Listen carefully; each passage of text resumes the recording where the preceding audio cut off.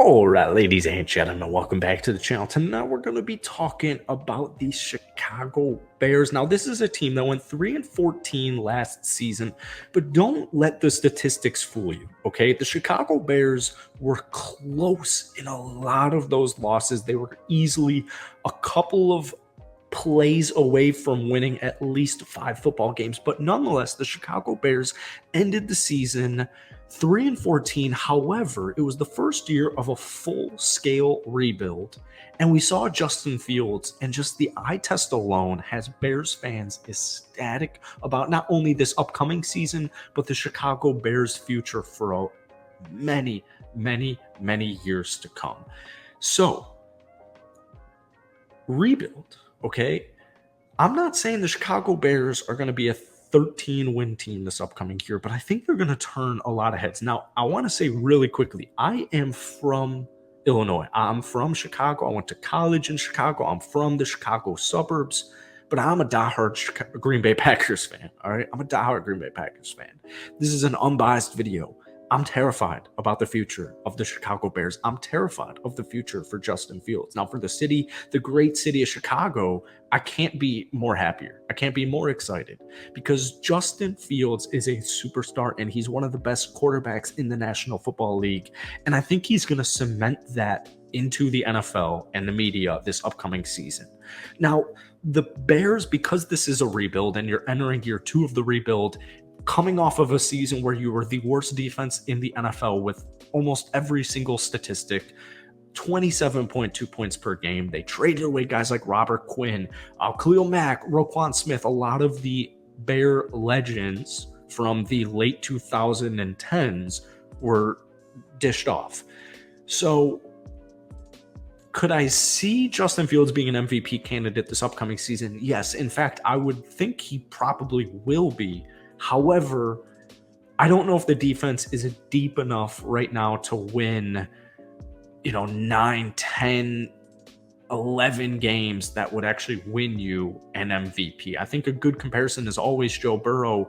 In his rookie season, he got injured, but the Bengals went 4-11-1. They had no offensive line. They were not a good football team. The next year they go 10-7. Joe Burrow, 34 touchdowns, 14 interceptions, but he still wasn't even really in MVP discussions.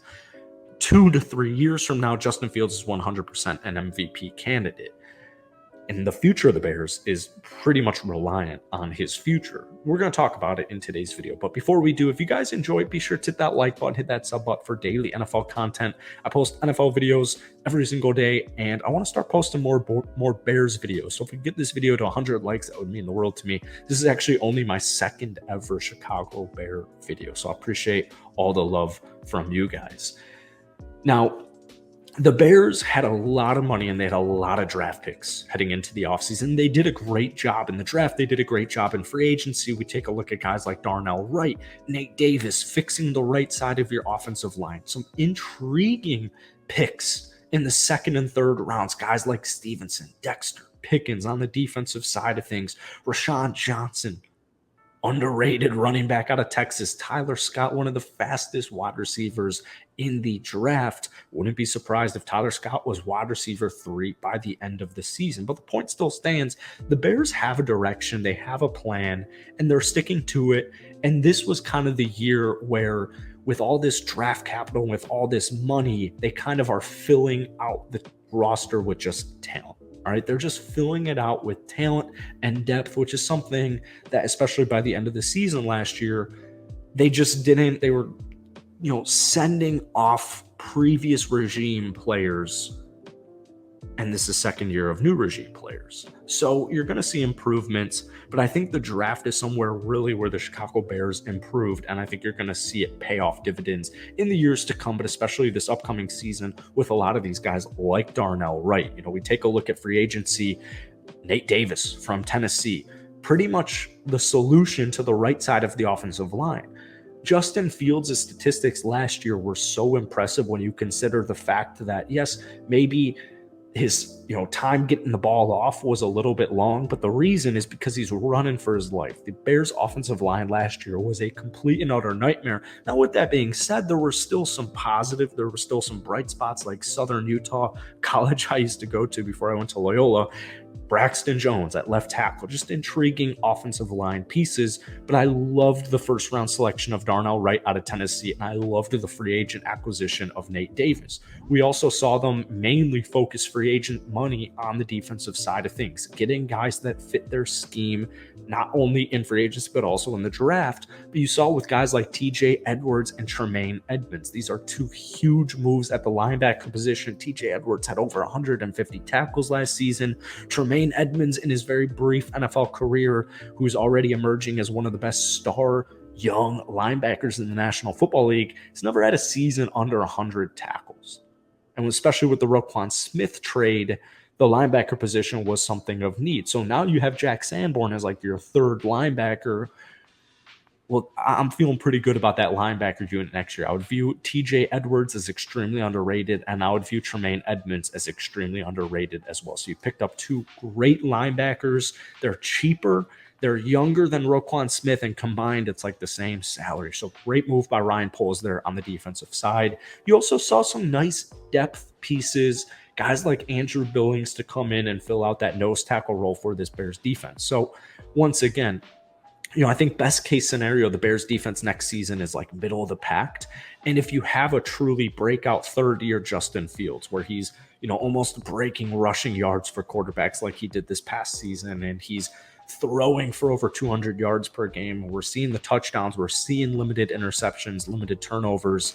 I could theoretically see a world where the Chicago Bears win 10 games. Your defense is middle of the pack and your offense is top 10, led by Justin Fields.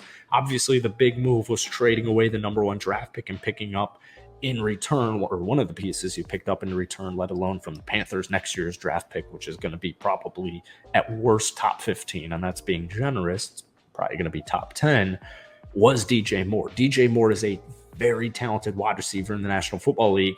And before this past year, where he still had 888 receiving yards, he had 3 straight 1,000-yard receiving seasons. Okay, this is a legitimate stud in this league. He's super fast. He's super quick. He's going to create separation, which is something Bears wide receivers had a huge issue with last season. You pair him up with a healthy Darnell Mooney, and it's got Justin Fields probably licking his chops. I love the wide receiver depth. The Chase Claypool is still kind of up in the air, but guys like Tyler Scott, I think Tyler Scott's probably the best receiver out of Cincinnati last season, and Trey Tucker went before him. Dante Pettis, really solid depth piece. ESB, Notre Dame legend. The tight end, new addition, Robert Tonyan from my Green Bay Packers. Pair him up with Cole Kmet, my former schoolmate. I'm very much a fan of the weapons Fields has. Okay, keep in mind, DJ Moore this past season, almost 1,000 yards with the quarterbacks in Carolina. It's like it's a trivia question. And 10 years from now, you'll be at a sports bar, and it'll be the bonus question: winner wins this, and it'll be the most difficult thing ever. It'll be like, name every starting quarterback for the Carolina Panthers in 2022, and nobody will get it. DJ Moore, with what he had, did a lot. All right. So this Bears team, I'm going to predict probably 8 or 9 wins this upcoming season, but man, their future looks great. Let me know what you guys are thinking about the Bears this upcoming year. Hit that like button, hit that sub button. I'll see you guys later.